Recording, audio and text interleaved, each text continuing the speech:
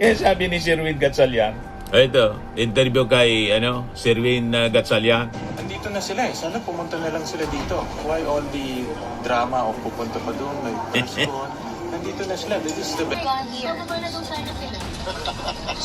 Panluloko po. We send our Senate Secretariat and ask Senator Robin, his staff, sabi sandali lang, 1 hour po Yan ay present nila yung side nila. Nanluloko, attorney nanginginayang ka ba? Nanluloko po. Bakit ito'y isang Cayetano Marcoleta camp strategy? Pagsira sa credibility niya ng impeachment prosecutors, yun. Nagbabagang mga balita at pagtalakay sa mga isyu na lipungan. Bulsa! Opinyon, banat at paglalantad sa katotohanan. Bulsa! What you see is what you get. You decide. Ito po mga kababayan, si Dante Maravillas. Diba, mga kababayan, malinaw na propaganda lang, for show. Yung 18 morons, basurero, kargador. Ito na yung tawag ng mga tao. Sabi mga ex-marines, 18 basurero, kargador. Yung ibang tawag, 18 morons. In-invite mga kababayan ng Blue Ribbon Committee na pinangungunahan po ng legit na chairman ni Erwin Tulfo. Nang invite, sinulatan ni Alan Peter Cayetano si Baligod na wag daw umattend. Tapos, pumunta yung 18 moron sa Senado, hindi para mag-attend ng hearing, kundi magpa-press con doon sa opisina ni Robin Padilla. Palit-ulit na inakyat ng sekretary ni Erwin Tulfo para invite. Hindi man po bumababa na kasi nasa taas yung opisina ni Robin Padilla. Nang matapos na, mga kababayan, yung hearing, tinapos na rin nila. Sinabayan lang yung press con.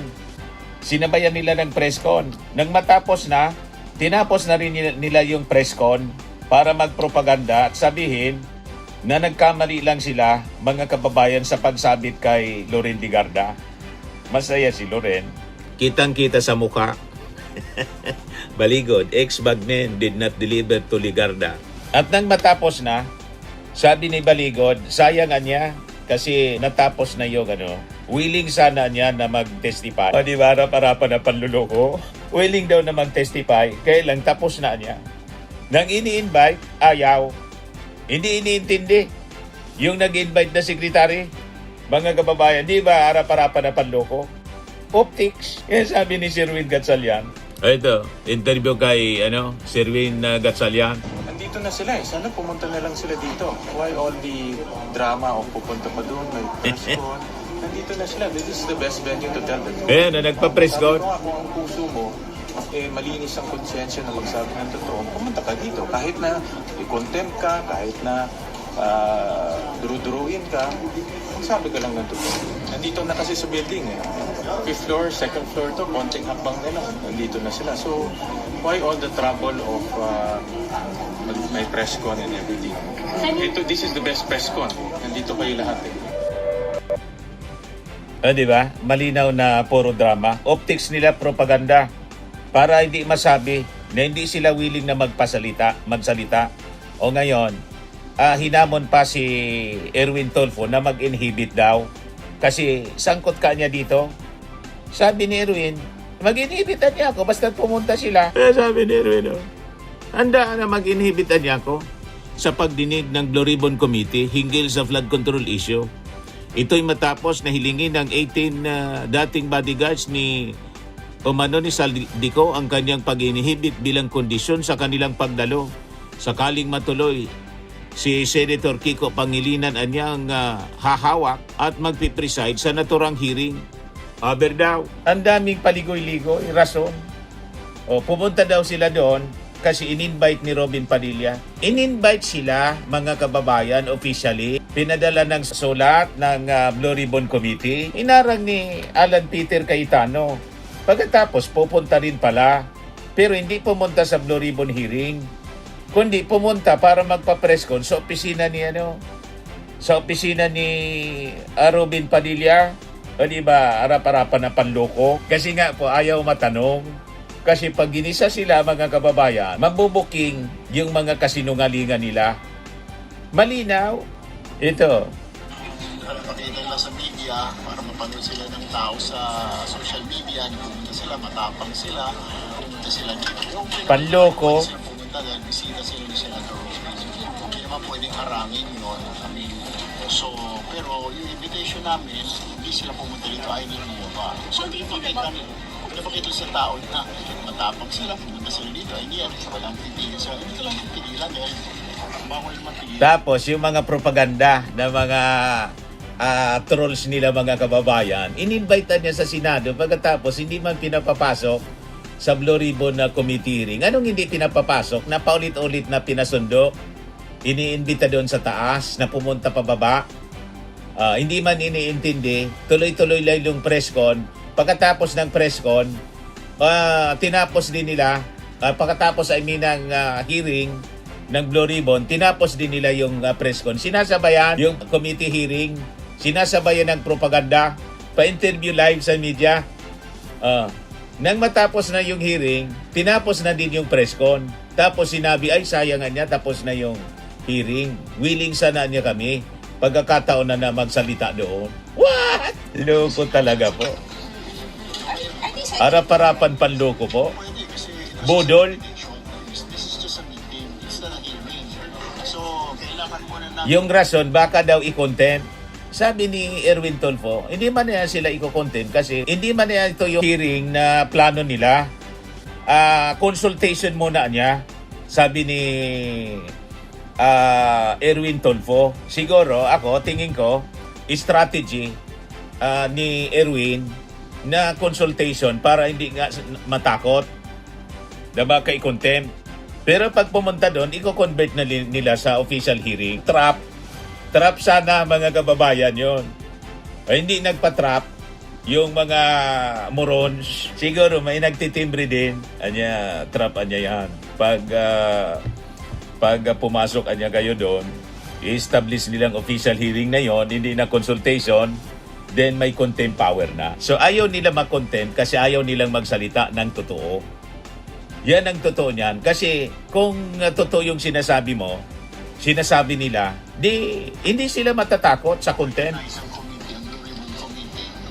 Alam naman natin ang process, di ba? Kailangan nila sa floor, magbubutuhan doon, sa check at magsasubmit yung minority ng grupo nila to representative here. So, we cannot call this a hearing because matutulad din kami sa kanila. Last time na nag-hearing sila pero magiging sham hearing po. Kaya we call it a meeting and we cannot compel anybody to attend because it's just a meeting. It's not a hearing proper yet. But are you frustrated? Kasi andito na sila, sir. They could have gone here. Panluloko po. No. We sent our Senate Secretariat and asked Senator Robin, his staff, sabi sandali lang, 1 hour po pinag-antay. Sana nagsabi sila, mag-attend kami, pupunta kami. Talagang inaabangan din nila na ano nga gawin namin, uubusin namin ng oras, kaantay sa kanila. Paano kung natapos sila ng 12 o'clock, 1 o'clock, 2 o'clock, we'll wait for them? Hindi naman po pwede. Number 2, hindi na nga, iniisip namin, nag-uusap Nang tapusin yung hearing, tinapos din yung press con, sinasabayan lang para sa propaganda nila, mga kababayan, na willing sila. Kung talagang willing po, bakit sinabayan nila ng press con? Di doon na lang sila nagsalita sana, sa hearing mismo. O di ba, malinaw na panluloko, harap-harapan na panluloko po ni Baligon ni Senator at ni Robin. Kung tutuloy ba itong hearing, bilang pagrespeto po sa mga nangyari. Eh kung itutuloy ba natin, ano ba mas may precedence? Di ba yung tingnan muna natin kung anong kailangan nila doon, how much money the government needs. Inagdindulan niya sa Mindanao, kaya tinapos na nila para sikasuhin muna. Pero another, kung ano naman ito, ika nga, catastrophe na kailangan paglaanan, pagtuunan ng pansin, paglaanan ng pondo.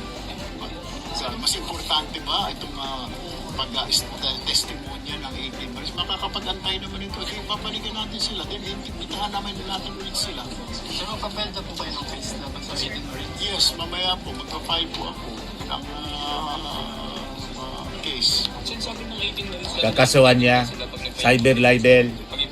So definitely. I mean, ang problema nga, hindi pa nga natin ma-establish dahil hindi pa nabubuo yung committee dahil kailangan pag-usapan sa floor. Definitely, yung sinasabi lang mag-inhibit, definitely mag-inhibit ako.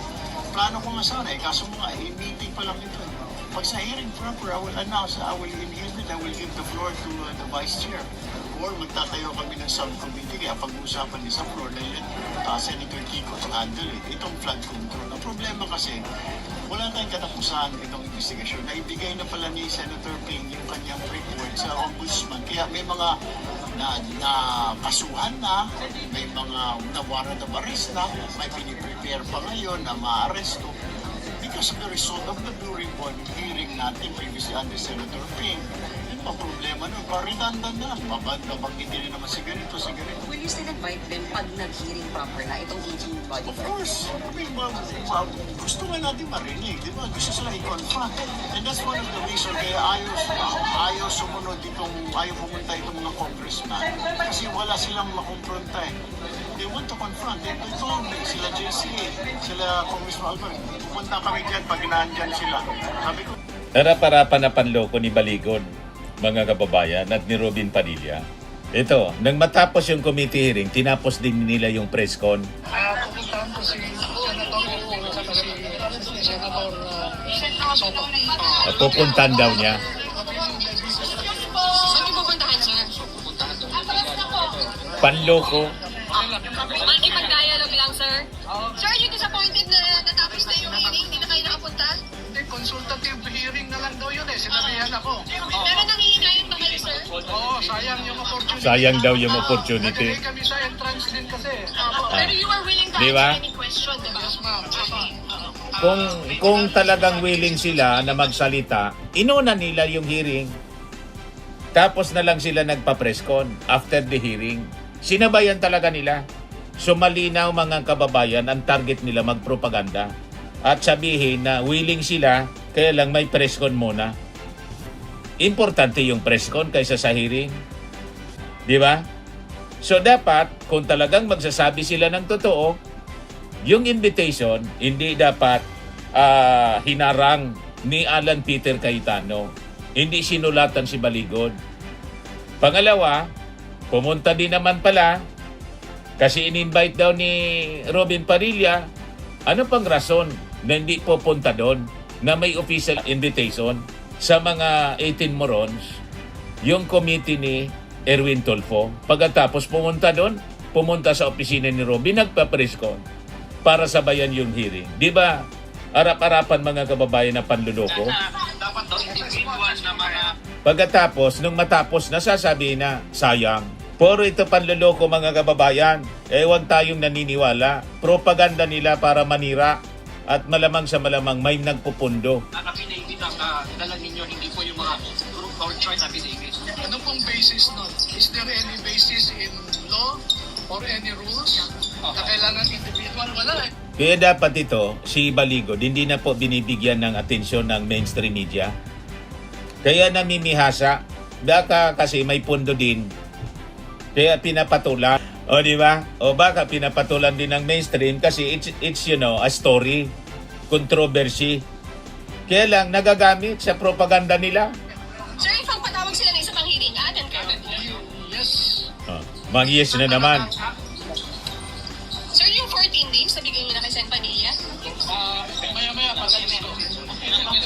Napakasinungaling.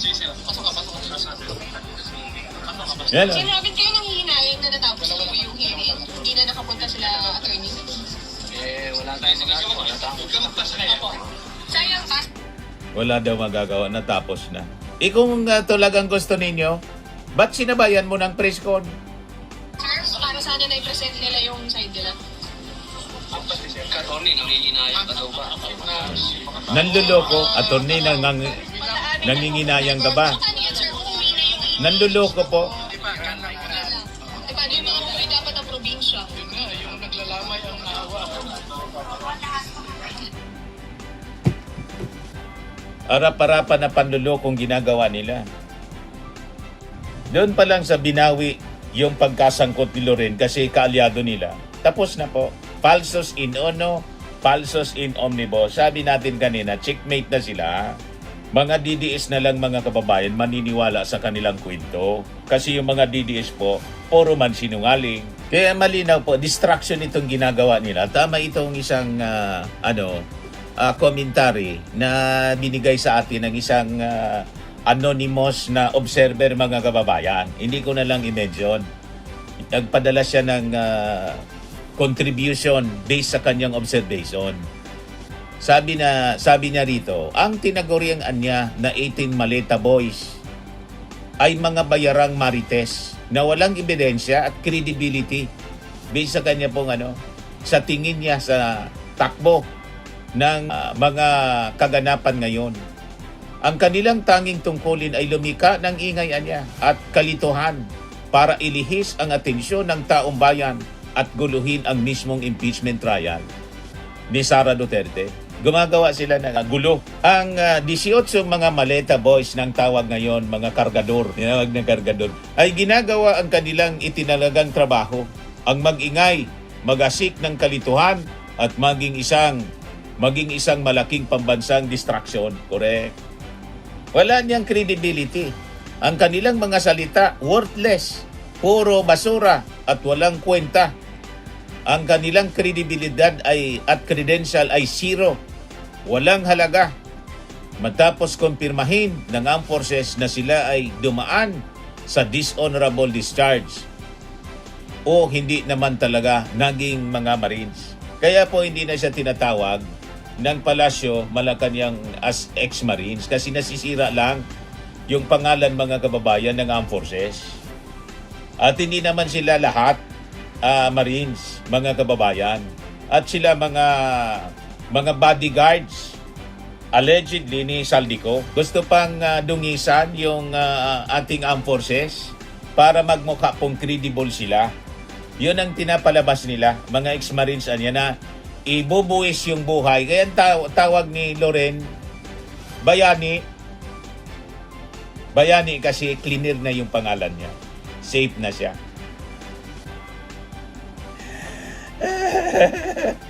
O diba?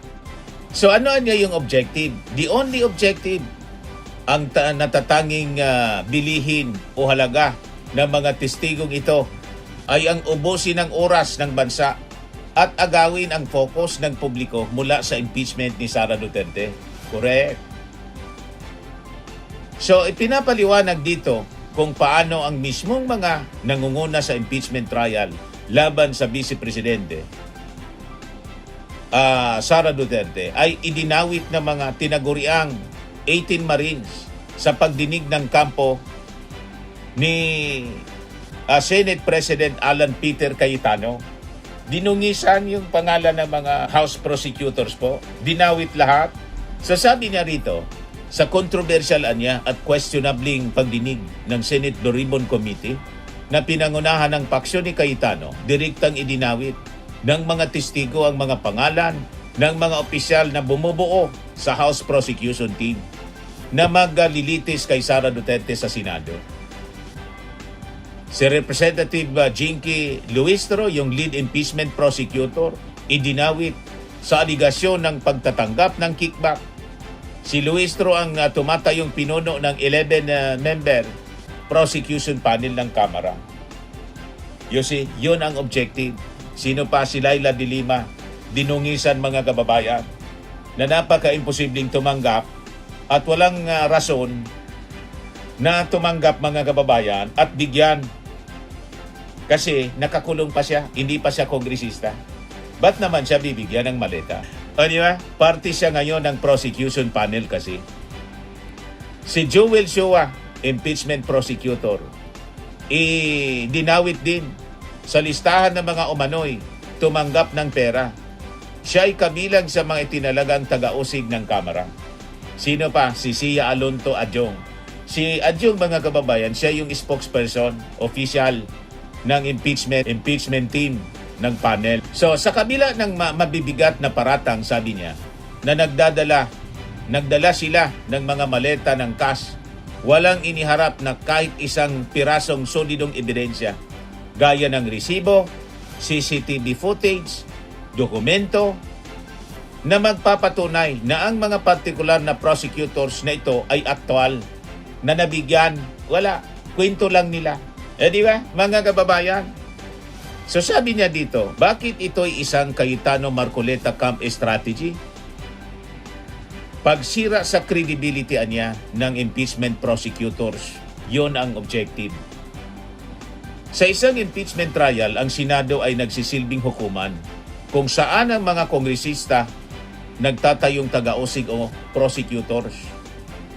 Sa pamamagitan ng pagbansag kina Luistro, De Lima, Chua at saka kay Adjong at iba pang kongresista bilang korap o nagkinabang sa maleta, nilalayon ng kampo ni Cayetano na sirain ang kanilang moral na authority bago pa man magsimula ang paglilitis ni Sara. Tama, ganun din po ang aking pananaw. Kaya nagustuhan ko itong pinadala sa atin na commentary. Sakto. Mga kababayan, yung kanyang mga pananaw, yung kanyang theories, nakikita niya kung ano ang motibo. Framing nila ito. Paano ninyo lilitisin ang Vice Presidente kung kayo mismo ay tumanggap ng maleta? Yun ang gustong framing. Gustong palabasin nila mga kababayan nitong mga Duterte senators. Pag-ubos niya sa oras, information warfare at saka diversion ang sadya nila. Imbes na ang mapag-usapan sa balita at sa social media ay ang mga seryosong ebidensya ng impeachment tulad ng questionabling pagasta sa confidential funds at tagong yaman, ang naging headline na ngayon yung chismis nitong mga 18 morons. Ito na ngayon ang dinagkakaguluhan ng media. Kaya sabi ko nga, sayang, mga taga-media, huwag na ninyong masyadong pansinin. Niloloko lang kayo niyan. Tuwang-tuwa naman itong si Baligod, kasi si Baligod sigurado mayanap buhay. Prinadjik ito, mga kababayan, purposely to divert the attention of the public. Yung focus, hindi doon sa articles of impeachment. Sakto ito. Mga kababayan na commentary, retaliatory framing o risbak sa kamera. Gusto nilang risbakan, gantihan yung kamera. Kaya ito yung kanilang ginagawa. Dahil ang kamera ang nag-impeach kay Sara Duterte. Ang pagpasok sa 18 media o 18 morons sa Senado ay nagsisilbing ganti sa mga kaalyado ni Duterte tulad ni Cayetano at Marcoleta. Nilalayo nitong ipakita niya na ang buong kamara ay marumi. Kaya ang impeachment ay produkto lamang umano ng political na pamumulitika. That is the narrative, exactly the narrative ni Amy Marcos ng mga Duterte senators, mga kababayan. Kaya huwag kayong pagguguyo. Pagtatapat ng inaccuracies para lumika ng usap-usapan. So ayon kay Joel Chua, representative ng Maynila, mga kababayan, binaluktot at binago ng mga affidavit ng mga testigo noong February 2026. Wala ang mga pangalan ng ilang prosecutors, ngunit nang mabuo ang impeachment panel, biglang nadagdag ang kanilang mga pangalan sa kwento ng maleta. Pati nga tayo, pili tayong dinadrag dito sa issue ng maleta na tayo daw nabayaran na rin ng maleta. Ibigay na ninyo. Huwag puro kwento. Kung totoo yan ang maleta ninyo, i-deliver na ninyo. Willing kong tanggapin. Hindi man ako parte ng gobyerno. O di ibigay na ninyo yan. 100 million. Now na. Puro lang kayo kwento, akusasyon. Pag binigay ninyo, hindi na. Babakasyon ako. Magka-travel ako worldwide. Ano man, bala na kayo rito. Basta gawin ninyong totoo yung akusasyon ninyo na tumanggap ako ng maleta. Di ba? Puro lang kayo character assassination. So tama ito, mga kababayan, na ipinadala sa ating commentary in analysis. Ang political dito ay simple, sabi niya. Hindi kailangang maging totoo ang kwento, basta't pumasok ang duda sa isip ng publiko. Trial by publicity po ang ginagawa nito. Nakita ninyo? Paulit-ulit na inakyat ng sekretariat ng Blue Ribbon para imbitahin. Kasi nandun na sa opisina ni Robin, pumunta, hindi. Nung matapos na, nagtapos na din ang press con at sinabing willing sila. Willing. Mga bodol kayo. Kung willing kayo, inuna ninyo yung hearing. Hindi kayo willing. Gusto lang ninyo ipakita na willing kayo pero unwilling. Kasi kung willing, nandun kayo. Sinabayan ninyo. Another distraction yon para ma-divide yung atensyon ng tao. Habang nag-hearing si Erwin Tulfo, kayo nagpe-press con. So, divided yung attention ng mga tao. Malinaw na distraction para hindi nakatotok lahat sa sinasabi ng mga na-invite ni Director Matibag, yung mga na-invite doon. O di ba? We were not born yesterday para maniwala sa kwento ninyo. Sa tanda na natin ito, sa tagal na natin sa media, maloko pa ninyo. Pagtakip sa sariling issue. Ang pagdinig na ito ay ginawa rin upang pagtakpan ang ibang kontrobersya, kabilang ang isyong kinasangkutan ng flood control projects kung saan nadidikit din ang ibang mga kaalyado kagaya ni Loren Ligarda, Mark Villar at Jingo Estrada. Cleaner nga yung pangalan niya, no? Nagkamali daw ni Loren. Kung nagkamali kay Loren, anong rason na hindi magkamali kay Laila de Lima, kay Soto, kay Erwin Tulfo, the rest of the personalities na in-implicate ninyo? Anong rason? Falsos in uno nga, falsos in omnibus. Ngayon, kung totoo yung sinasabi ninyo, bakit hindi kayo umarap sa investigasyon? Bakit gusto ninyo humarap sa kakampi ninyo? Isang bogus na kangaroo court ang ipinipilit na pagdinig ni Cayetano at Marcoleta at walang legal na institutional na binding sa Senado. Correct?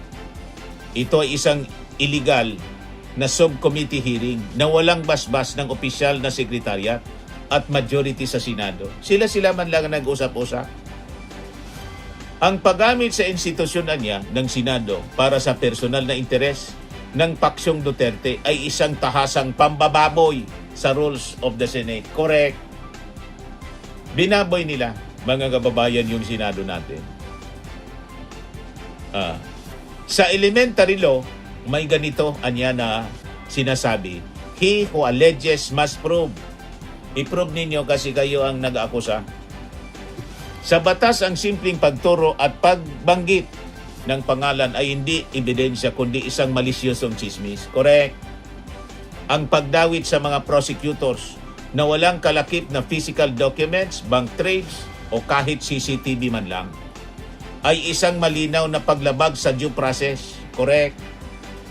Labag sa batas at moralidad na gawing plataforma ang Senado para sa trial by publicity at character assassination. Yun ang ginagawa po ng mga Duterte senators. Tanggalin dapat sila. Labag sa batas at moralidad na gagawing plataforma ang Senado para sa trial by publicity at character assassination. Napakadesperado ang laruan niya nila. Sanay ang mga DDS-aligned senator sa maruming laro, kultura at sindikato, taktikang pananakot, sabi rito. Dahil alam nilang hindi kayang ipagtanggol ni Sara Duterte ang bilyon-bilyong pisong tagong yaman at nawawalang confidential fund sa harap ng impeachment court. Ang tanging kaya na lamang nilang gawin, dungisan ang muka ng mga taga-OC. Correct. Yan ang ginagawa nila. Obstruction of justice sa anyo ng mga senador. Ang pag-invento ng kwento ng maleta at pagpasok ng mga huwad na testigo na may dishonorable discharge ay isang sadyang sabotahe sa darating na impeachment trial. Ito ay hindi investigasyon. Ito ay pagtatakip sa krimen ng kanilang amo sa pamamagitan ng paglikha ng peking krisis. Yung tinawag nilang the Senate is under attack. Malinaw na gawa nila, mga kababayan. So kahit anong dumi ng laro ng mga politikong tuta at kahit ilang maleta pa, maleta boys ang kanilang iharap, may idadagdag pa daw yun ang latest ngayon. Mamaya ibigay ko sa inyo yung balita. May karagdagan pa niya.